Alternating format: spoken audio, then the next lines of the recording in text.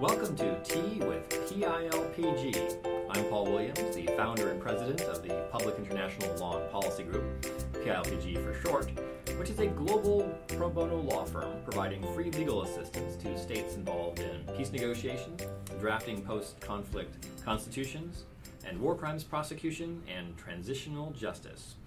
Today's conversation is part of our series of podcasts where we're addressing topics relating to excellence in professionalism for young professionals and thematic issues that PILPG and other nonprofits are involved in around the globe, such as negotiating ceasefires, drafting post-conflict constitutions, providing for human rights mechanisms and peace agreements, and various aspects of transitional justice.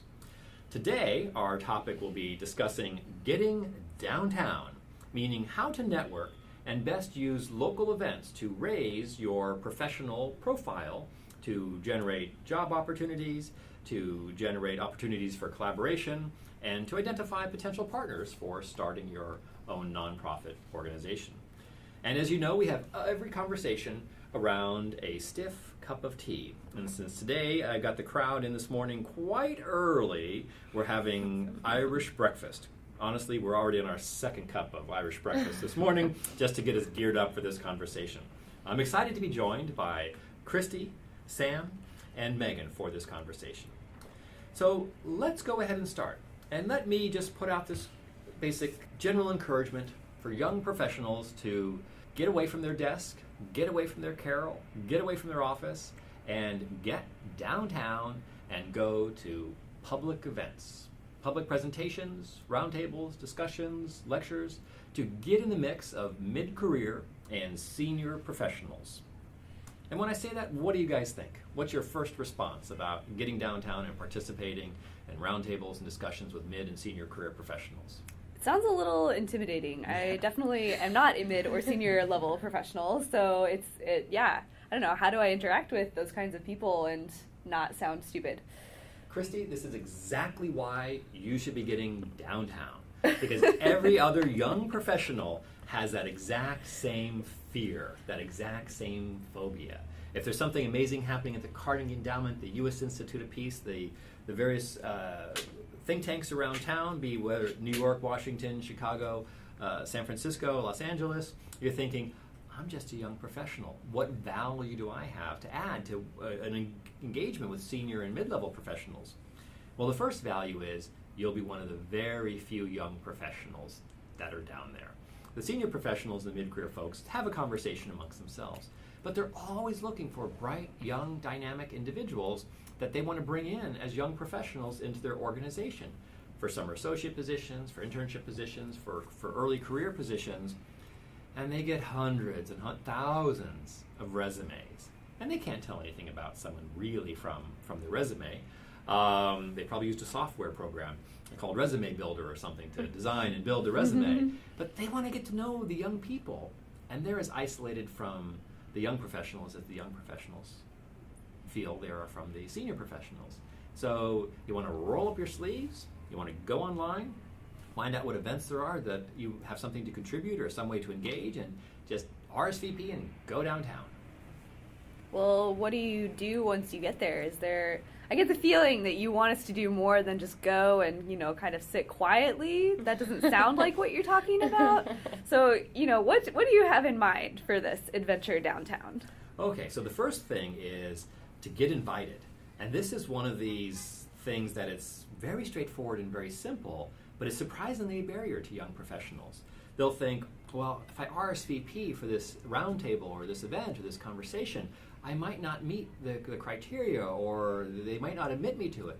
The reality is, in today's world, RSVPs are handled by software programs. If you log on to the think tank and you RSVP for an event, as long as you have some professional association, most of you young professionals have internships or various things that you're doing, use that affiliation. For those of you at PILPG, obviously, as program associates, senior research associates, you use that affiliation, and the computer says, okay, and reserves a spot at the table.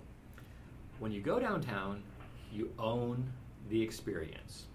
You are a young professional. You dress like a professional.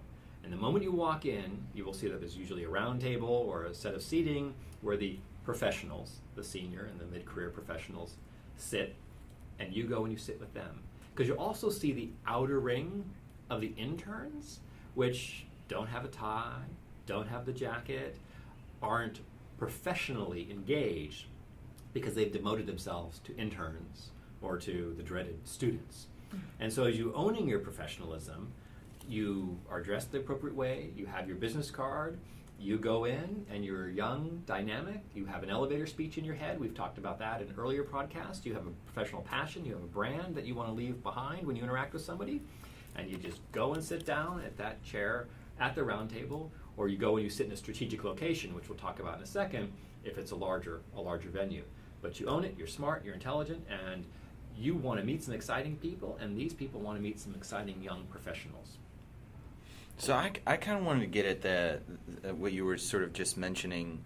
I think, I mean, I'm certainly intimidated going down there, and but I've learned how to fake it a little bit. And so you get in and you shake some hands and you know, working on the elevator speech, yada yada. But then there's a point where you sit down and maybe you're, you know, on the outside of a round table or just in a big room, and the person talks and then they finish. And I guess what I'm wondering is, what is that next step, that next interaction, to be a part of the dialogue? Because it's just a flurry of hands go up, right? And how do you become a part of that dialogue without, I guess, sacrificing any of your professionalism or pride, maybe?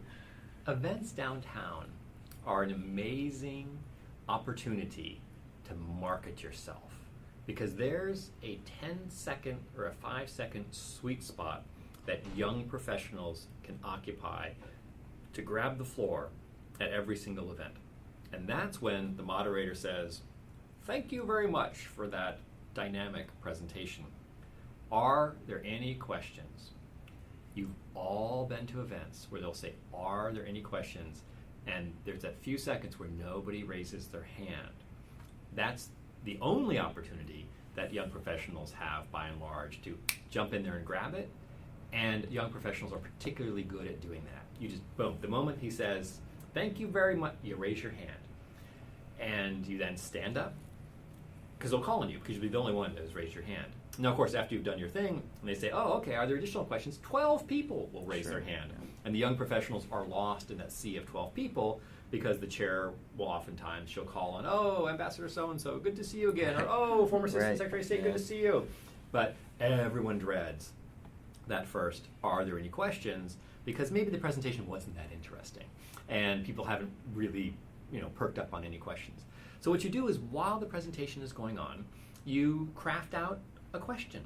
And the question, especially the first question, can be something as simple as, "I was very intrigued, dear Mr. Foreign Minister, I was very intrigued by your assessment of the conflict with the neighboring state, and I was wondering if you could provide some additional information on that conflict, and specifically how it might relate to economic circumstances or to the precarious situation of refugees or IDPs or anything." Because every presenter has been cut off before they've been able to get to all of their talking points. They always run over. And so if the first question is, "Could you further elaborate?" "Oh, yes, I'd love to further elaborate, because I didn't get a chance to cover my other 3 pages." Sure. And they'll get cut off again. But what you do is, you raise your hand immediately when they say, "Are there any questions?" You stand up, you say your name, you say your affiliation, you've already got all of your marketing done right there, and you ask your question, and then you remain standing. Because if you remain standing, the speaker will speak to you, and individuals will look at the speaker and look back and forth to you. If you ask your question and sit down, the speaker will then just speak to the audience. And because you're the first speaker, there's no protocol, there's no routine. You are setting that protocol and routine. So you stand up, name, affiliation, question, and you remain standing. Now, the best place to sit is 3/4 of the way back. Why? Because if you sit in the back, you stand up, and you ask your question, 3/4 of the audience will have to turn around to see who you are. And they'll be able to identify your face. with your name, your affiliation, and with your question. Whereas if you're sitting in the front, they'll just see the back of your head. And if you're going to be taking this energy to get downtown, to craft a question, to overcome the anxiety of asking that first question, you don't want to market the back of your head. You want to market your face. You want to have people know you, and then that way you can chit-chat afterwards, or they'll come up and say, hey, that was a good question, or I didn't realize young professionals were so smart nowadays, or so enthusiastic, or so dynamic. You want to maximize your marketing. It also shifts momentarily the focus from the speaker, because everyone will turn away from the speaker to turn to you asking the question, and you've got the entire attention of that audience for that minute and a half that you ask your question. And then it shifts back to the speaker. Because you're standing, it'll shift back and forth between the two of you. Whereas if you're in the front, they'll keep looking at the speaker rather than the back of your head, and the attention won't shift to you. What do you do in a roundtable situation or a kind of an alternative venue? In a roundtable situation, you want to sit at the far end of the table at one of the corners, because it maximizes your ability to network with the individuals sitting next to you. And it has that same effect of when you put your name tag up to be recognized in answering a question, that the focus of the room will shift to where you are. You'll own the room in a sense, only briefly, only for a minute or two, and then you virtually transfer the room back to the head of the table. But what's key there is you've gotten to the event early. We can talk about that in a second, why you come early and why you leave late. But when you sit at the table, you push your chair back about maybe a foot or so from the table, and you create a little conversation between the person to your right and the person to your left. And if you're on a corner, you have an opportunity even to reach out to the person on either side, and you create a little 3 or 4 minute conversation. You have your business card. It's easy to pass a business card to somebody that you're meeting with, sitting right next to one another. You facilitate, you host a conversation. Everybody at this event is there partly to learn something from the speaker and partly to network.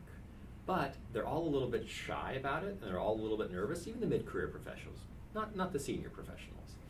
But if you start that conversation by pushing your chair back, creating some space for a conversation, and asking, hey, it's nice to meet you. They'll probably have a name tag. You'll have a name tag. You use their first name because you're a professional colleague of theirs, and you say something interesting or ask them something interesting.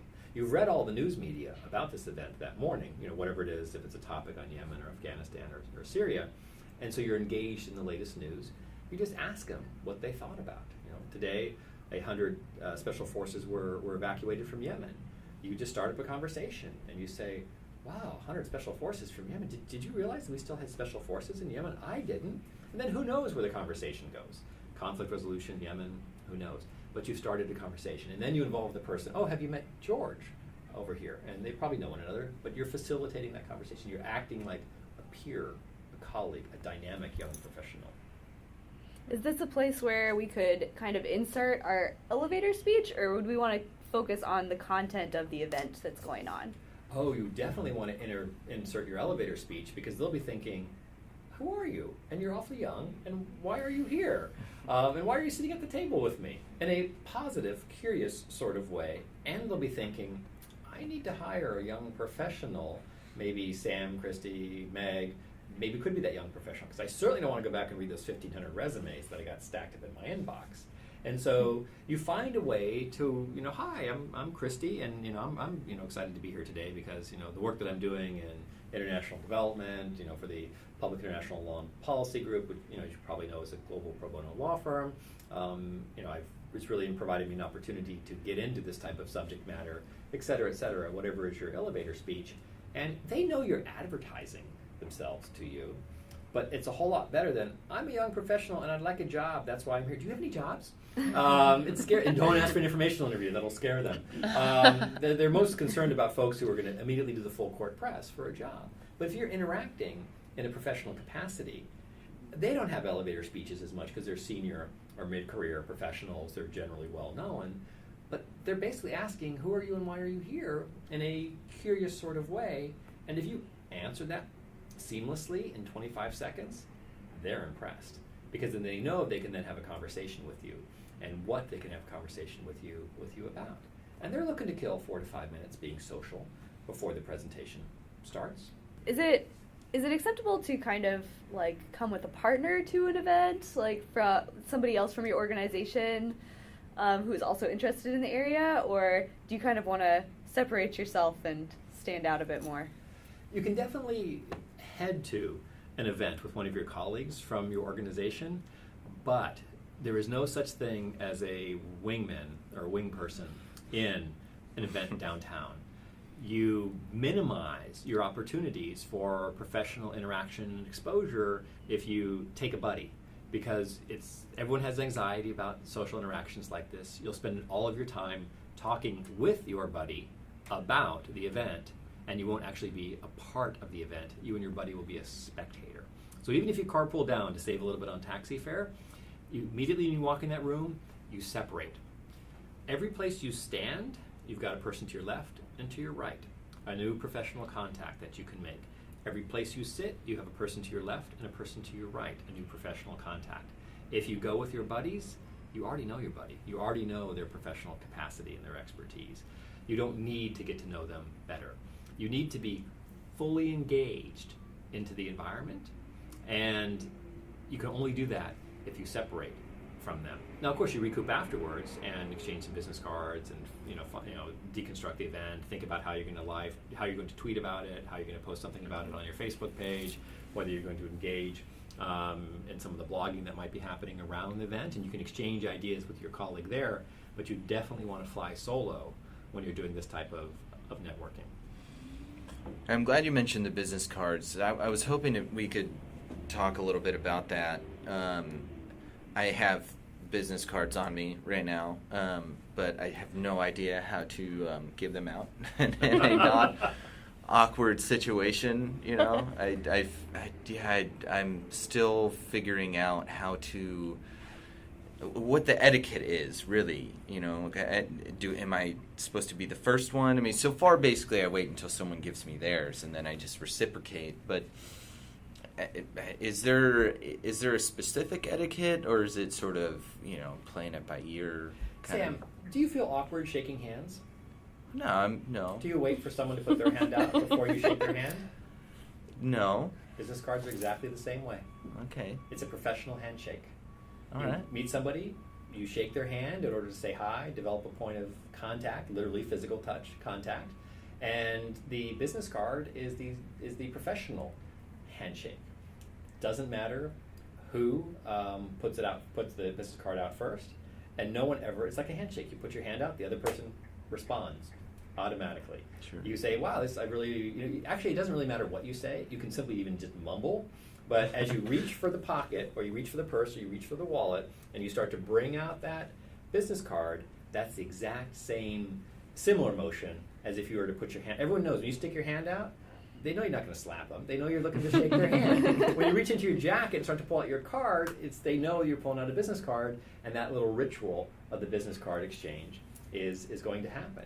So you could say whatever you're saying, but it's the business card that comes out. Oh, this is a really great conversation. I'd like to, give you my business card. I'd like to exchange cards.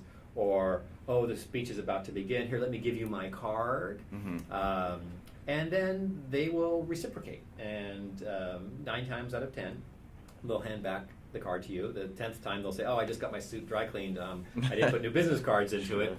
But once you've got their business card, you've captured their details. And you can then engage and continue your professional conversation with them. And today, it's such a low threshold with LinkedIn, with email, with other types of ways in which you can manage your Rolodex, so to speak.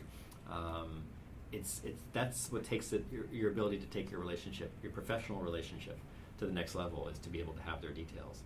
So you shake their hand because you want them to feel comfortable and spend 2 minutes talking with you, and then you give them their business card towards the end of the conversation so that you have a vehicle and a way of communicating professionally.